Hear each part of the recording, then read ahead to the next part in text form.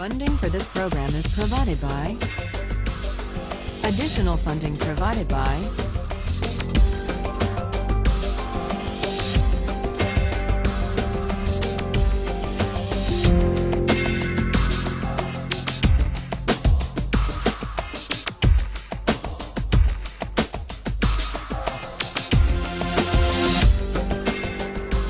Last time we began by trying to navigate our way through Kant's moral theory. Now, fully to make sense of Kant's moral theory in the groundwork requires that we be able to answer three questions. How can duty and autonomy go together? What's the great dignity in answering to duty? It would seem that these two ideas are opposed, duty and autonomy. What's Kant's answer to that? Need someone here to speak up on Kant's behalf. Does he have an answer?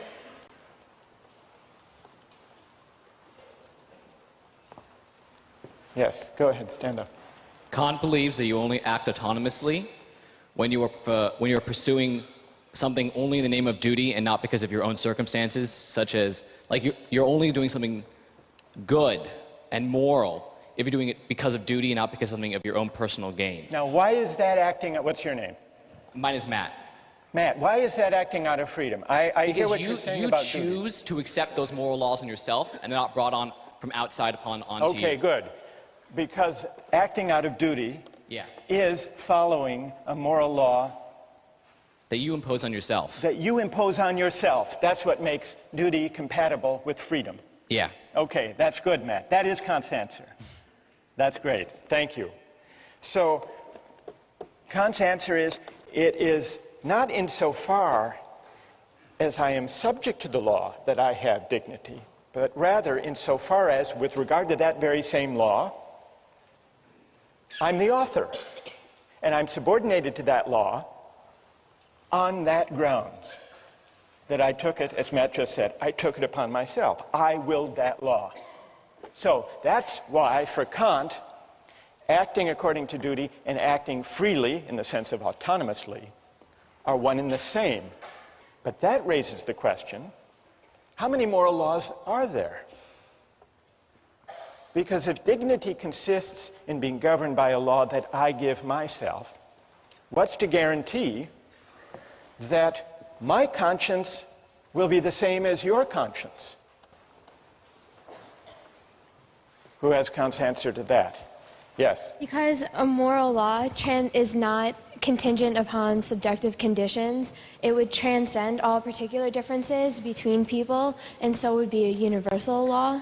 And in this respect, there would only be one moral law, because it would be supreme. That's exactly right. What's your name? Kelly. Kelly. So, Kelly, Kant believes that if we choose freely, out of our own consciences, the moral law, we're guaranteed to come up with one and the same moral law. Yes. And that's because when I choose, it's not me, Michael Sandel, choosing. It's not you, Kelly, choosing for yourself. What is it exactly? Who's doing the choosing? Who's the subject? Who's the agent who's doing the choosing? Reason. Well, reason. Pure reason. Pure reason. And what you mean by pure reason is what exactly? Well, pure reason is, like we were saying before, not subject to any external conditions that may be imposed on it. Good. So. That's great. So the reason that does the willing, the reason that governs my will when I will the moral law, is the same reason that operates when you choose the moral law for yourself. Yes. And that's why it's possible to act autonomously, to choose for myself, for each of us to choose for ourselves as autonomous beings, and for all of us to wind up willing the same moral law, the categorical imperative. But then there is one big and very difficult question left. Even if you accept everything that Matt and Kelly have said so far, how is a categorical imperative possible? How is morality possible? To answer that question, Kant says we need to make a distinction. We need to make a distinction between two standpoints from which we can make sense of our experience. Let me try to explain what he means by these two standpoints. As an object of experience, I belong to the sensible world. There, my actions are determined by the laws of nature and by the regularities of cause and effect. But as a subject of experience, I inhabit an intelligible world. Here, being independent of the laws of nature, I am capable of autonomy, capable of acting according to a law I give myself. Now, Kant says that only from this second standpoint can I regard myself as free. For to be independent of determination by causes in the sensible world is to be free. If I were wholly an empirical being, as the utilitarians assume, if I were a being wholly and only subject to the deliverances of my senses, to pain and pleasure and hunger and thirst and appetite, if that's all there were to humanity, we wouldn't be capable of freedom, Kant reasons. Because in that case, every exercise of will would be conditioned by the desire for some object. In that case, all choice would be heteronymous choice, governed by the pursuit of some external end. When we think of ourselves as free, Kant writes, we transfer ourselves into the intelligible world as members and recognize the autonomy of the will. That's the idea of the two standpoints. So, how are categorical imperatives possible? Only because the idea of freedom makes me a member of an intelligible world. Now, Kant admits we aren't only rational beings. We don't only inhabit the intelligible world, the realm of freedom. If we did, then all of our actions would invariably accord with the autonomy of the will. But precisely because we inhabit simultaneously the two standpoints, the two realms, the realm of freedom and the realm of necessity, precisely because we inhabit both realms, there is always potentially a gap between what we do and what we ought to do, between is and ought. Another way of putting this point, and this is the point with which Kant concludes the groundwork, morality is not empirical. Whatever you see in the world, whatever you discover through science, can't decide moral questions. Morality stands at a certain distance from the world, from the empirical world. And that's why no science could deliver moral truth. Now, I want to test Kant's moral theory with the hardest possible case, a case that he raises, the case of the murderer at the door. Kant says that lying is wrong. We all know that. We've discussed why. Lying is at odds with the categorical imperative. A French philosopher, Benjamin Constant, wrote an article responding to the groundwork where he said this absolute prohibition on lying is wrong. It can't be right. What if a murderer came to your door looking for your friend who was hiding in your house. And the murderer asked you, point blank, is your friend in your house? Constant says it would be crazy to say that the moral thing to do in that case is to tell the truth. Constant says the murderer certainly doesn't deserve the truth. And Kant wrote a reply. And Kant stuck by his principle that lying even to the murderer at the door is wrong. And the reason it's wrong, he said, is once you start taking consequences into account to carve out exceptions to the categorical imperative, you've given up the whole moral framework. You've become a consequentialist, or maybe a rule utilitarian. But most of you, and most of Kant's readers, think there's something odd and implausible about this answer. I would like to try to defend Kant on this point, and then I want to see whether you think that my defense is plausible. And I would want to defend him within the spirit of his own account of morality. Imagine that someone comes to your door. You were asked the question by this murderer. You're hiding your friend. Is there a way that you could avoid telling a lie without selling out your friend? Does anyone have an idea of how you might be able to do that? Yes, stand up. I was just going to say if I were to let my friend in my house to hide in the first place, I'd probably make a plan with them. So I'd be like, hey, I'll tell the murderer you're here, but escape. And that's one of the options mentioned. So. But I'm not sure that's a Kantian option. You're still lying, though. No, because he's in the house, but he won't be. Oh, I see. All right, good enough. One more try. If you just say you don't know where he is because he might not be locked in the closet, he might have left the closet, you have no clue where he could be.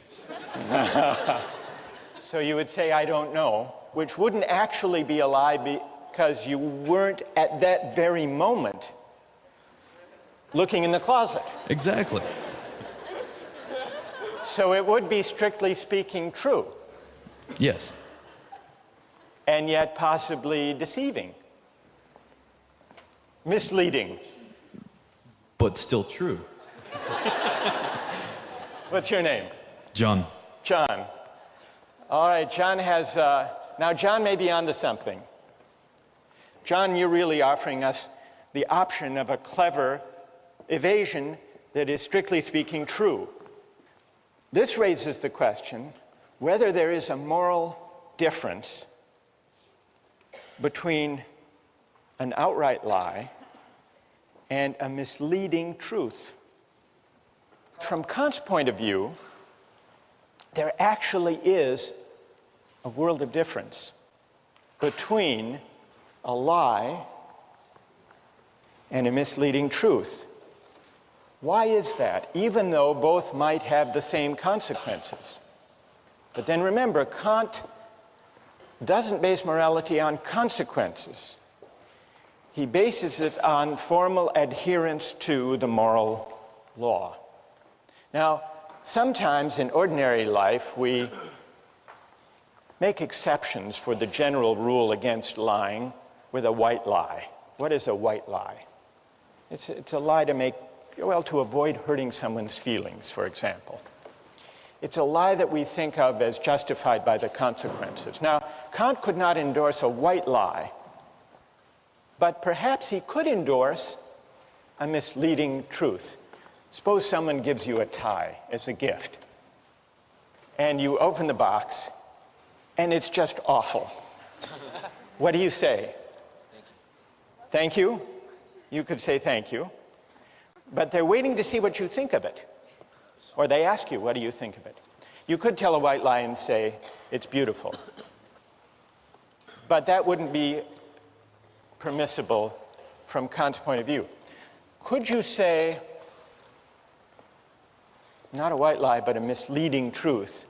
You open the box and you say, I've never seen a tie like that before. Thank you. You shouldn't have. That's good.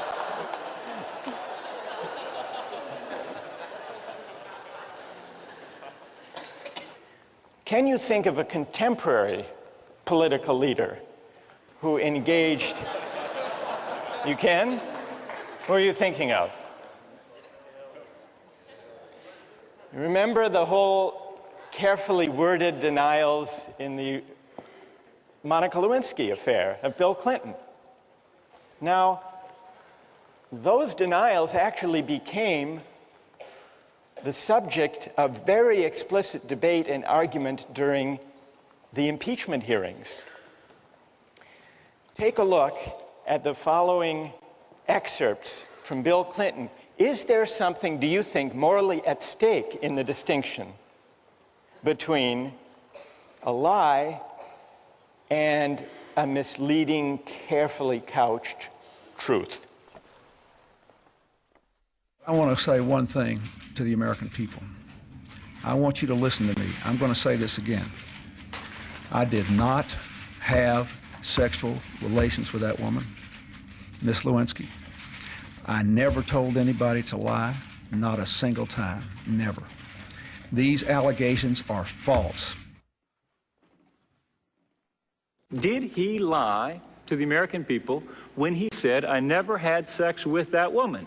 You know, he doesn't believe he did, and because of the... What, let me explain, may I explain, Congressman? What he said was to the American people that he did not have sexual relations. And I understand you're not going to like this, Congressman, because you will see it as a hair-splitting, evasive answer. But in his own mind, his definition was not... Okay, I understand that argument. Okay. All right. So there you have the exchange. Now, at the time, you may have thought this was just a legalistic, hair-splitting exchange between a Republican who wanted to impeach Clinton and the lawyer who was trying to defend him. But now, in the light of Kant, do you think there is something morally at stake in the distinction between a lie and an evasion, a true but misleading statement? I'd like to hear from defenders of Kant, people who think there is a distinction. Are you ready to defend Kant? Well, I think when you try to say that lying and misleading truths are the same thing, you're basing it on a consequentialist argument, which is that they achieve the same thing. But the fact of the matter is, you told the truth, and you intended that people would believe what you were saying, which was the truth, which means it is not morally the same as telling a lie and intending that they believe it is the truth, even though it's not true. Good. What's your name? Diana. So Diana says that Kant has a point here. And it's a point that might even come to the aid of Bill Clinton. And that is, well, what about that? Someone over here. For Kant, motivation is key. So if you give to someone because primarily you want to feel good about yourself, Kant would say that has no moral worth. Well, with this, the motivation is the same. It's to sort of mislead someone, it's to lie, it's to sort of throw them off the track, and the motivation is the same. So there should be no difference. Okay, good. So here, isn't the motive the same, Diana? What do you say to this argument that, well, the motive is the same? In both cases, there is the attempt, or at least the hope, that one's pursuer will be misled. Well, you could look at it that way, but I think that the fact is that your immediate motive is that they should believe you. The ultimate consequence of that is that they might be deceived and not find out what was going on. But your immediate motive is that they should believe you because you're telling the truth. May I help a little? Sure. You and Kant. Why don't you say, and what's your name? I'm sorry. Wes. Why don't you say to Wesley, it's not exactly the case that the motive in both cases is to mislead. They're hoping that the person will be misled by the statement, I don't know where they are, or I never had sexual relations. You're hoping that they will be misled, but in the case where you're telling the truth, your motive is to mislead while at the same time telling the truth and honoring the moral law and staying within the bounds of the categorical imperative. I think Kant's answer would be, Diana, yes? Yes. You like that? I do. Okay, so I think Kant's answer would be, unlike a falsehood, unlike a lie, a misleading truth pays a certain homage to duty. And the homage it pays to duty is what justifies that even the work of evasion. Diana, yes? You like? Okay. And so there is something, some element of respect for the dignity of the moral law in the careful evasion, because Clinton could have told an outright lie, but he didn't. And so I think Kant's insight here is in the carefully couched but true evasion.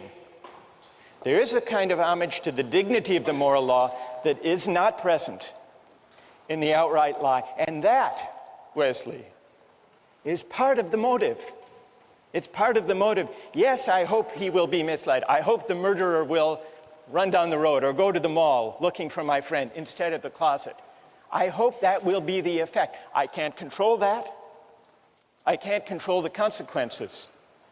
But what I can control is standing by and honoring, however I pursue the ends I hope will unfold, to do so in a way that is consistent with respect for the moral law. Wesley, I don't think, is entirely persuaded, but at least this discussion brings out some of what's at stake, what's morally at stake in Kant's notion of the categorical imperative.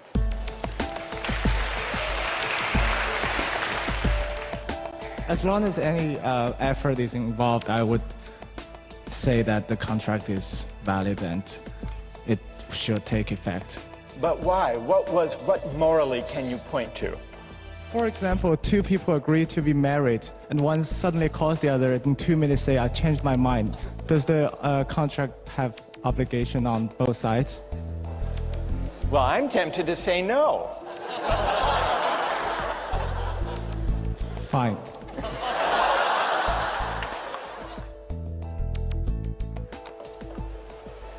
Last time we talked about Kant's categorical imperative, and we considered the way he applied the idea of the categorical imperative to the case of lying. I want to turn briefly to one other application of Kant's moral theory, and that's his political theory. Now, Kant says that just laws arise from a certain kind of social contract. But this contract, he tells us, is of an exceptional nature. What makes the contract exceptional is that it's not an actual contract that happens when people come together and try to figure out what the Constitution should be. Kant points out that the contract that generates justice is what he calls an idea of reason. It's not an actual contract among actual men and women gathered in a constitutional convention. Why not? I think Kant's reason is that actual men and women gathered in a real constitutional convention would have different interests, values, aims, and there would also be differences of bargaining power and differences of knowledge among them. And so the laws that would result from their deliberations wouldn't necessarily be just, wouldn't necessarily conform to principles of right, but would simply reflect the differences of bargaining power, the special interests, the fact that some might know more than others about law or about politics. So Kant says a contract that generates principles of right is merely an idea of reason, but it has undoubted practical reality, because it can oblige every legislator to frame his laws in such a way that they could have been produced by the united will of the whole nation.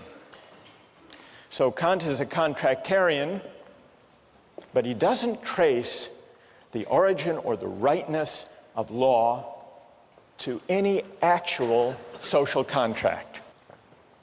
This gives rise to an obvious question. What is the moral force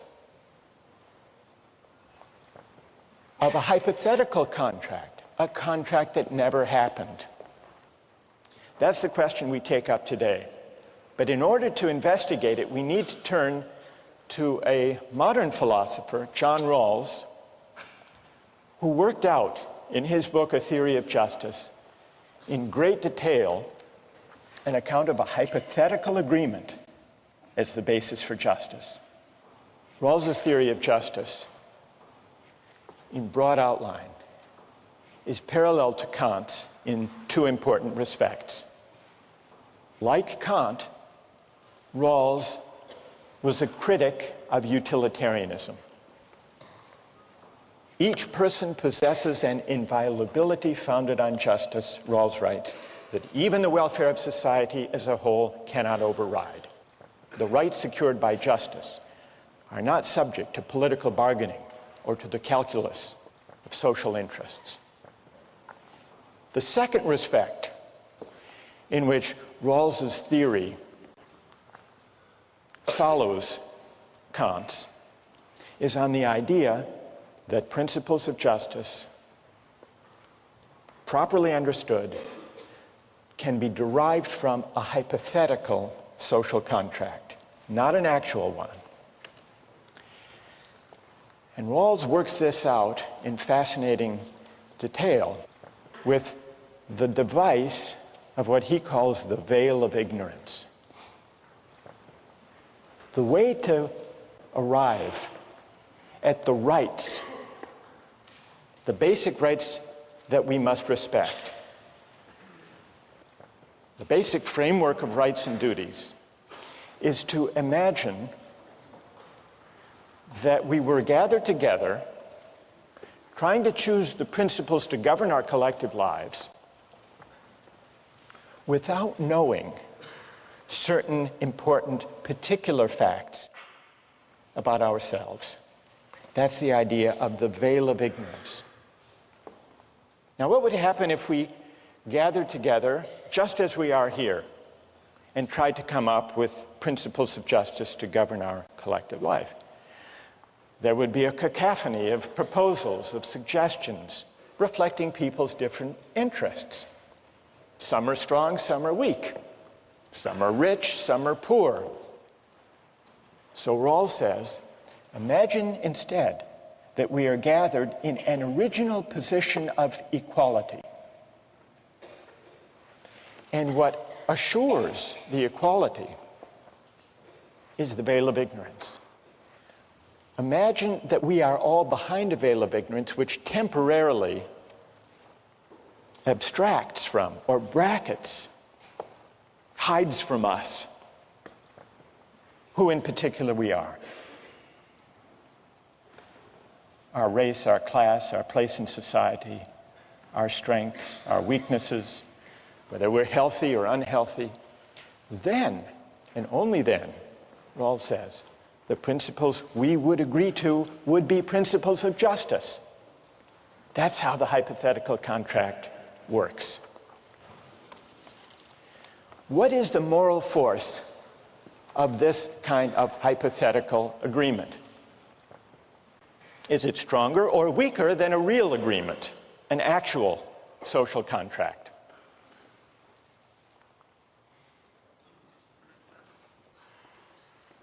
In order to answer that question, we have to look hard at the moral force of actual contracts. There are really two questions here. One of them is, how do actual contracts bind me or obligate me? Question number one. And question number 2, how do actual, real-life contracts justify the terms that they produce? If you think about it, this is in line with Rawls and Kant, the answer to the second question, how do actual contracts justify the terms that they produce? The answer is they don't. At least not on their own. Actual contracts are not self-sufficient moral instruments. Of any actual contract or agreement, it can always be asked, is it fair what they agreed to? The fact of the agreement never guarantees the fairness of the agreement. And we know this by looking at our own constitutional convention. It produced a constitution that permitted slavery to persist. It was agreed to, it was an actual contract, but that doesn't establish that the laws agreed to, all of them, were just. Well, then what is the moral force of actual contracts? To the extent that they bind us, they obligate in 2 ways. Suppose, maybe here it would help to take an example.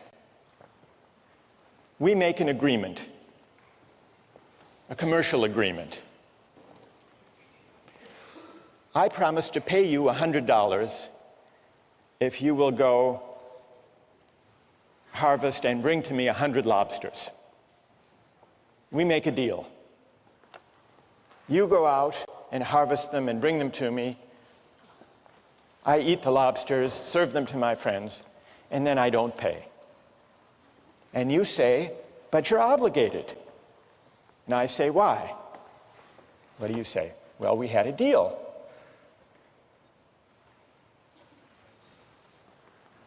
And you benefited. You ate all those lobsters. Well, that's a pretty strong argument. It's an argument that depends, though, on the fact that I benefited from your labor. So contracts sometimes bind us insofar as they are instruments of mutual benefit. I ate the lobsters, I owe you the $100 for having gathered them. But suppose, now take a second case, we make this deal, I'll pay you $100 for 100 lobsters, and 2 minutes later, before you've gone to any work, I call you back and say, I've changed my mind. Now, there's no benefit, there's no work on your part, so there's no element of reciprocal exchange. What about in that case? Do I still owe you? Merely in virtue of the fact that we had an agreement? Who says, those of you who say, yes, I still owe you? Why? Okay, stand up. Why do I owe you? I call you back.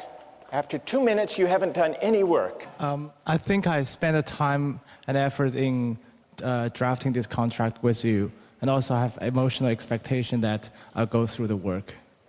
So you took time to draft the contract, but we did it very quickly. We just chatted on the phone. That wouldn't be a formal form of contract, though. Well, I faxed it to you. It only took a minute. As long as any effort is involved, I would say that the contract is valid and it should take effect. But why? What morally can you point to that obligates me? I admit that I agreed, but you didn't go to any work. I didn't enjoy any benefit. Because one might mentally go through all the work of harvesting the lobsters. You mentally went through the work of harvesting the lobsters. That's nothing, is it? It's not much. Is it worth $100 that you were imagining yourself going and collecting lobsters? It may not worth $100, but it may worth something to some people. All right, I'll give you $1 for it, for that. But so you're still pointing, what's interesting, you're still pointing to the reciprocal dimension of contracts. You did or imagined that you did or looked forward to doing something on my behalf. For example, two people agree to be married, and one suddenly calls the other in 2 minutes say, I changed my mind. Does the contract have obligation on both sides? Nobody has paid any work, or nobody has benefited yet. Well, I'm tempted to say no. Fine.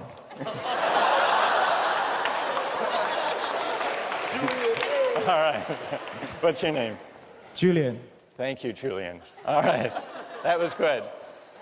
Now, is there anyone who agrees with Julian that I still owe the money? For any other reason now, go ahead, stand up. I think if you back out, it sort of cheapens the institution of contracts. Good, but why? Why does it? Well, I think this is kind of Kantian, but there's a certain intrinsic value in being able to make contracts and having, knowing that people will expect that you'll go through with that. Good, it would cheapen the whole idea of contracts, which has to do with taking an obligation on myself. Is that the idea? Yeah, I think so. What's your name? Adam. So Adam points instead not to any reciprocal benefit or mutual exchange, but to the mere fact of the agreement itself. We see here there are really two different ways in which actual contracts generate obligations. One has to do with the act of consent as a voluntary act. And it points, Adam said this was a Kantian idea, and I think he's right, because it points to the ideal of autonomy. When I make a contract, the obligation is one that is self-imposed. And that carries a certain moral weight, independent of other considerations. And then there's a second element of the moral force of contract arguments, which has to do with the sense in which actual contracts are instruments of mutual benefit, and this points toward the ideal of reciprocity. That obligation can arise, I can have an obligation to you, insofar as you do something for me. Now, we're investigating the moral force and also the moral limits of actual contracts. And here I would like to advance an argument about the moral limits of actual contracts. Now that we know what moral ingredients do the work when people come together and say, I will do this if you do that. I would like to argue first that the fact that two people agree to some exchange does not mean that the terms of their agreement are fair. When my two sons were young, they collected baseball cards and traded them. And there is a 2-year age difference between them, and so I had to institute a rule about the trades that no trade was complete until I had approved it. And the reason is obvious. The older one knew more about the value of these cards, and so would take advantage of the younger one. So that's why I had to review it to make sure that the agreements were fair. Now you may say, well, this is paternalism. Of course it was. That's what paternalism is for, that kind of thing. So what does this show? What does the baseball card example show? The fact of an agreement is not sufficient to establish the fairness of the terms. I read some years ago of a case in Chicago. There was an elderly widow, an 84-year-old widow named Rose, who had a problem in her apartment with a leaky toilet. And she signed a contract with an unscrupulous contractor who offered to repair her leaky toilet in exchange for $50,000. But she had agreed. She was of sound mind, maybe terribly naive and unfamiliar with the price of plumbing. She had made this agreement. Luckily, it was discovered. She went to the bank and asked to withdraw $25,000. And the teller said, "What do you need all of that money for?" And she said, "Well, I have a leaky toilet." And the teller called authorities, and they discovered this unscrupulous contractor. Now, I suspect that even the most ardent contractarians in the room will agree that the fact of this woman's agreement is not a sufficient condition of the agreement being fair. Is there anyone who will dispute that? No one. Am I missing anyone? Alex, where are you? Where are you? So maybe there's no dispute then to my first claim that an actual agreement is not necessary to it's not a sufficient condition of there being an obligation. I want to now make a stronger, maybe more controversial claim about the moral limits of actual contracts, that a contract or an act of consent is not only not sufficient, but it's not even a necessary condition of there being an obligation. And the idea here is that if there is reciprocity, if there is an exchange, then a receipt of benefits, there can be an obligation even without an act of consent. One great example of this involves the 18th century philosopher, the Scottish moral philosopher David Hume. When he was young, Hume wrote a book arguing against Locke's idea of an original social contract. Hume heaped scorn on this contractarian idea. He said it was a philosophical fiction, one of the most mysterious and incomprehensible operations that can possibly be imagined, this idea of the social contract. Many years later, when he was 62 years old, Hume had an experience that put to the test his rejection of consent as the basis of obligation. Hume had a house in Edinburgh. He rented it to his friend, James Boswell, who in turn sublet it to a subtenant. The subtenant decided that the house needed some repairs and a paint job. He hired a contractor to do the work.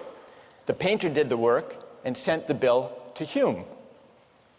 Hume refused to pay on the grounds that he hadn't consented. He hadn't hired the painter. The case went to court. The contractor said, "It's true, Hume didn't agree, but the house needed a painting, and I gave it a very good one." Hume thought this was a bad argument.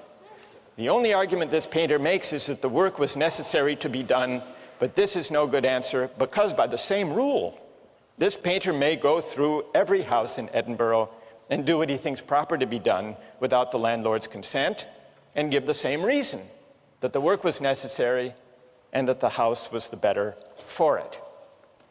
So Hume didn't like the theory that there could be obligation to repay a benefit without consent, but the defense failed and he had to pay.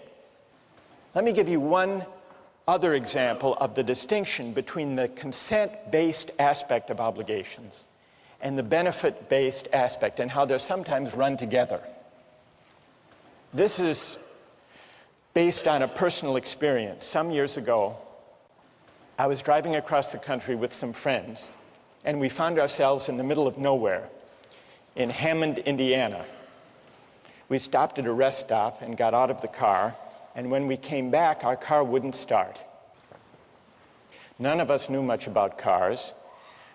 We didn't really know what to do until we noticed that in the parking lot, driving up next to us, was a van, and on the side it said Sam's Mobile Repair Van. And out of the van came a man, presumably Sam, and he came up to us and he said, "Can I help you? Here's how I work. I work by the hour for $50 an hour. If I fix your car in 5 minutes, you owe me the $50.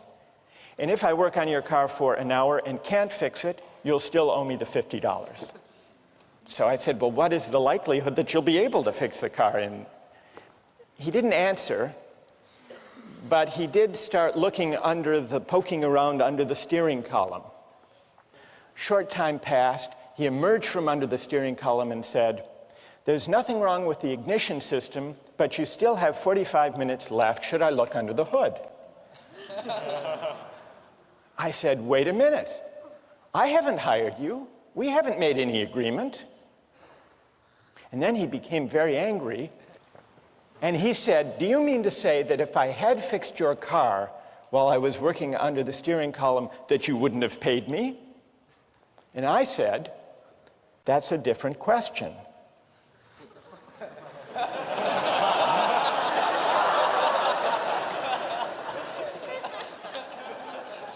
I didn't go into the distinction between consent-based and benefit-based obligations.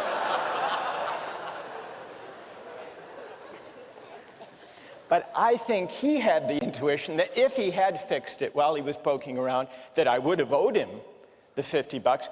I shared that intuition. I would have.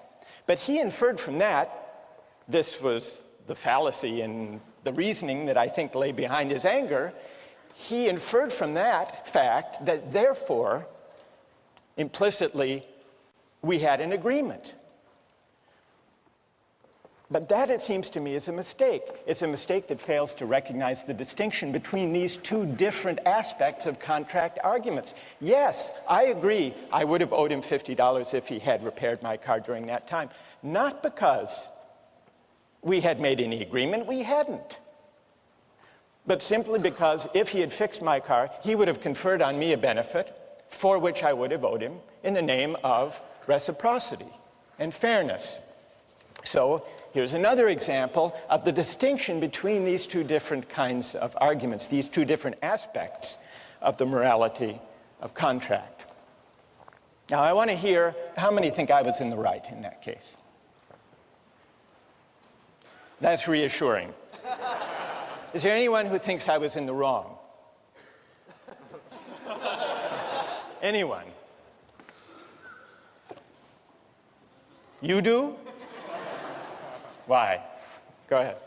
Isn't the problem with this is that any benefit is inherently subjectively defined? I mean, what if you wanted your car broken and he had fixed it? I mean... No, I didn't want it broken. Yeah, in this case. I mean... Who would? I don't know, someone. I mean, what if Hume, what if the painter had painted his house blue, but he hated the color blue? I mean... You have to sort of define what your benefit is before the person does it. Well, all right. So what would you conclude from that, though, for the larger issue here? Would you conclude that, therefore, consent is a necessary condition of there being an obligation? Absolutely. You would? What's your name? Nate. Because otherwise, how can we know, Nate says, whether there has been an exchange of equivalent or fair benefits, unless we have the subjective valuation, which may vary one person to the next of the situation. All right, that's a fair challenge. Let me put to you one other example in order to test the relation between these two aspects of the morality of contract. Suppose I get married, and suppose I discover that after 20 years of faithfulness on my part, every year, on our trip across the country, my wife has been seeing another man, a man with a van on the Indiana toll road. This part is completely made up, by the way. Wouldn't I have two different reasons for moral outrage? One reason could be we had an agreement. She broke her promise, referring to the fact of her consent. But I would also have a second ground for moral outrage, having nothing to do with the contract as such. But I've been so faithful for my part. Surely I deserve better than this. Is this what I'm due in return? And so on. So that would point to the element of reciprocity. Each reason has an independent moral force. That's the general point. And you can see this if you imagine a slight variation on the marriage case. Suppose we hadn't been married for 20 years. Suppose we were just married and that the betrayal occurred on the way to our honeymoon in Hammond, Indiana. After the contract has been made, but before there is any history of performance on my part. Performance of the contract, I mean.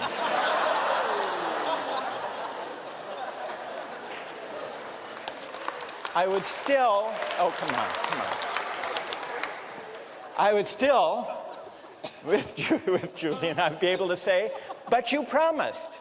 You promised. That would isolate the pure element of consent, right? Where there were no benefit, never mind. You get the idea.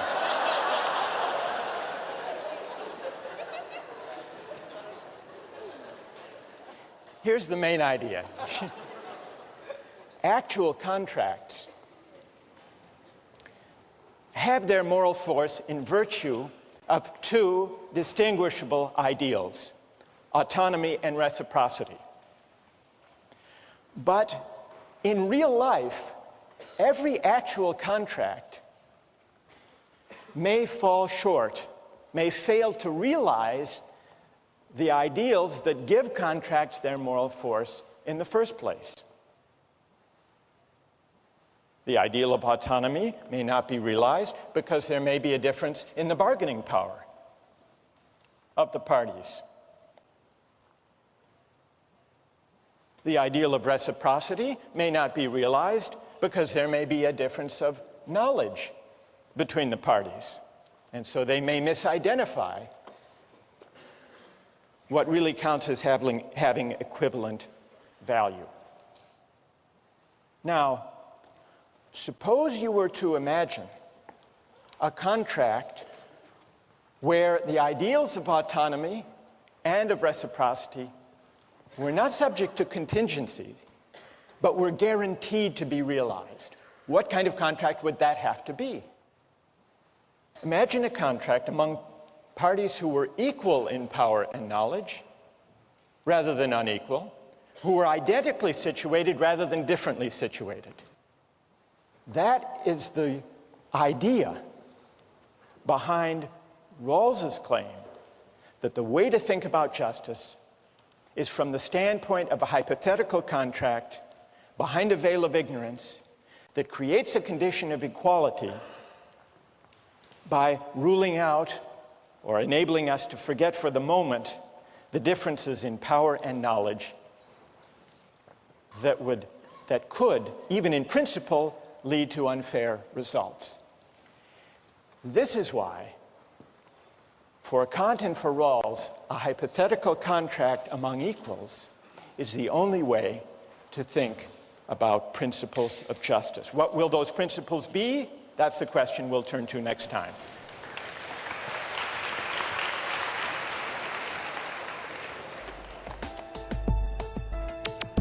Don't miss the chance to interact online with other viewers of Justice.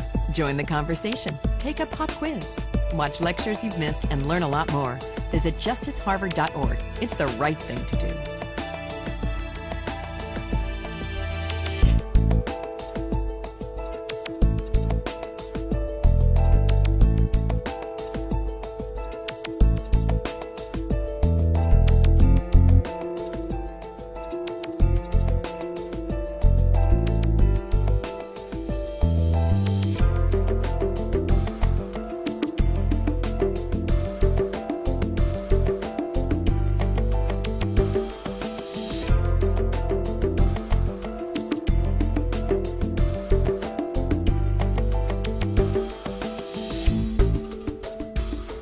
Funding for this program is provided by...